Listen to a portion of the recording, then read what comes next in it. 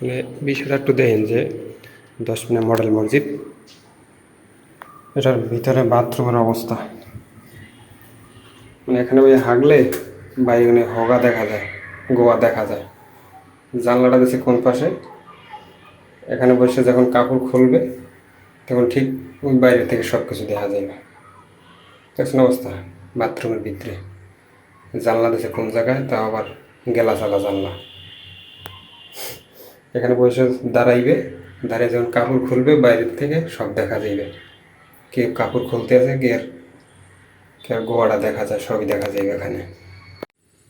মানে বিষয়টা হয়েছে এরকমের যে উন্নয়নের ছোঁয়া আজকে কোথায় যেয়ে পৌঁছেছে দেখেন।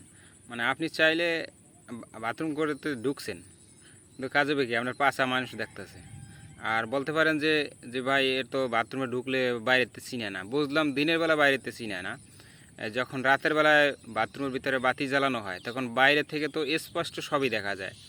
আপনার আঁঠু থেকে মানে নিচ মাথা থেকে আঁঠু পর্যন্ত ওখানে ঢুকলেই দেখা যায় বাইরের থেকে। তো আপনি বইয়ে যে হাঁকতাছেন প্যান্ট খুইলা, তো আপনার বাইরের থেকে তো সব স্পষ্ট দেখা যায়। কিন্তু যদি আপনার একমত না হন, আপনি ট্রাই করে দেখতে পারেন যে বিভিন্ন জেলায় জেলায় তো মডেল মসজিদ আছে।